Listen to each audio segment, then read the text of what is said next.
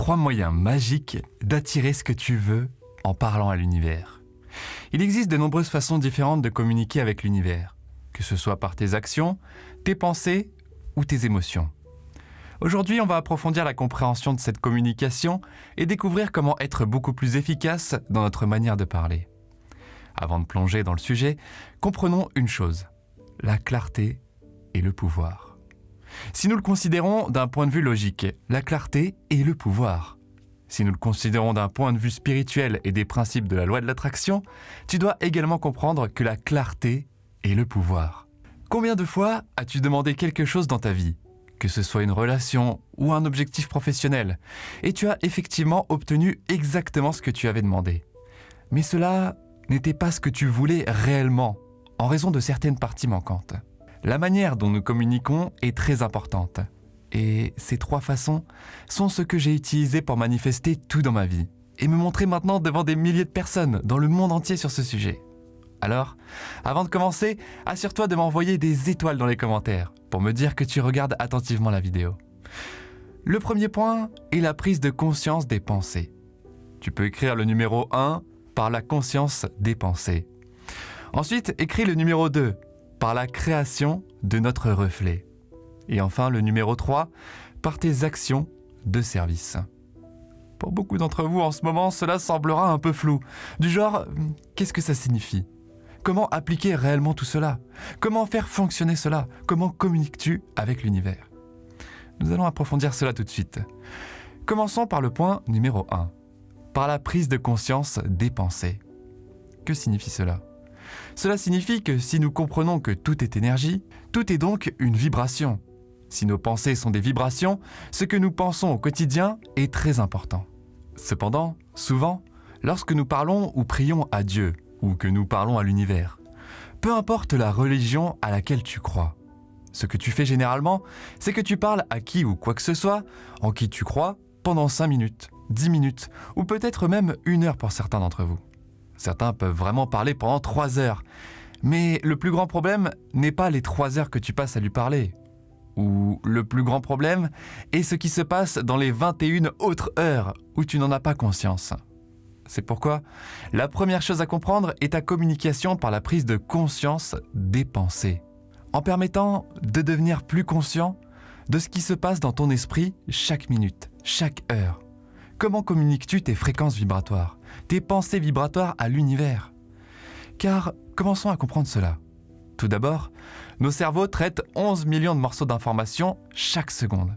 Et parmi ces 11 millions de morceaux d'informations, que ce soit chaud, froid, le soleil se lève, ma main doit bouger, ceci devrait bouger, je devrais regarder la route, quoi que tu fasses pendant tout cela, tu es seulement conscient de 40 morceaux d'informations.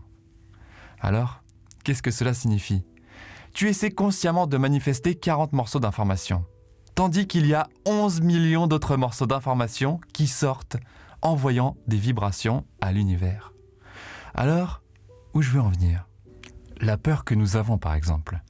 Si nous voulons nous mettre en action et obtenir des résultats dans notre entreprise, disons, et que nous voulons manifester ces résultats positifs, nous y pensons consciemment. Mais ce que nous ne réalisons pas, c'est qu'inconsciemment ou subconsciemment, il y a 11 millions d'autres morceaux d'informations qui envoient des vibrations disant « j'ai peur, et si ça ne marche pas ?» Et ton doute et tous ces éléments perturbateurs commencent à se manifester. C'est ta communication avec l'univers. Alors, comment contourner cela et comment s'en débarrasser ? Eh bien, tout d'abord, tu peux pratiquer de nombreuses façons de calmer l'esprit. Des processus de méditation ou d'hypnose. J'ai plusieurs vidéos là-dessus que tu peux consulter. Je mettrai probablement un lien à la fin de la vidéo. Ainsi, tu peux faire tout cela, différentes façons de calmer l'esprit pour te concentrer davantage sur tes objectifs, sur ce que tu veux attirer. Mais la clé la plus importante est tout d'abord d'en prendre conscience. Car une fois que tu en es conscient, tu es capable de les changer.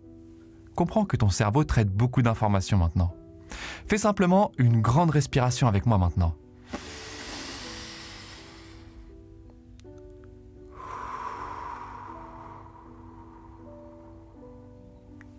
Et maintenant, permets-toi simplement d'observer ce que le cerveau traite en ce moment.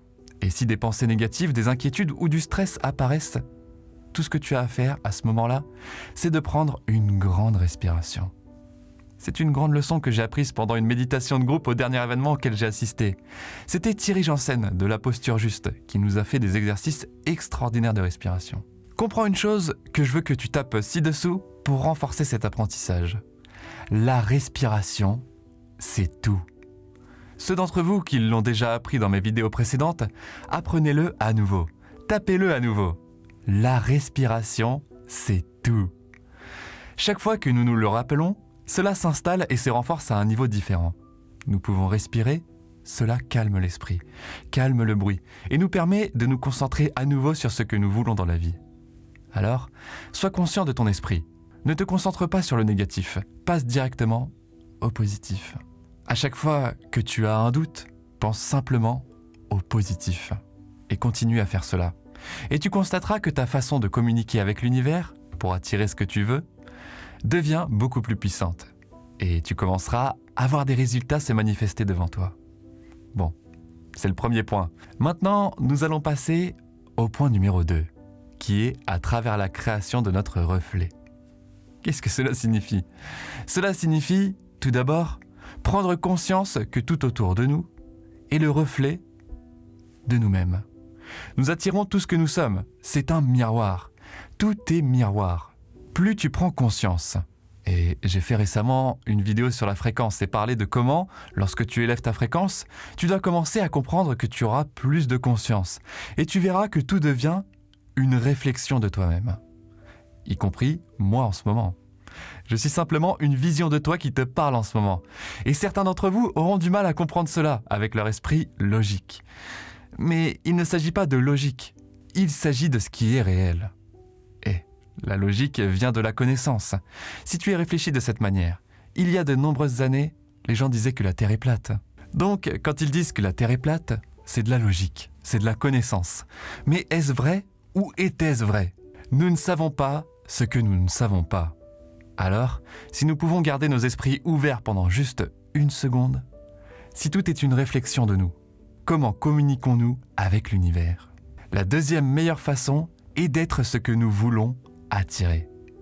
Donc, si nous voulons attirer l'amour en ce moment, il est important pour être aimé de vibrer l'amour, de penser à l'amour. Tu ne peux pas détester le monde et détester toutes tes circonstances actuelles et passer ces 10 minutes de vidéo à essayer d'attirer l'amour en pensant que c'est comme ça qu'on communique avec l'univers. Parce que tu communiques, que tu le veuilles ou non, chaque seconde, chaque minute, à chaque instant de chaque jour. Tu communiques sans même en avoir conscience. Alors, comment te maintiens-tu à la fréquence de ce que tu veux attirer ? Par exemple, certains d'entre vous veulent attirer la richesse. Vous voulez attirer de l'argent.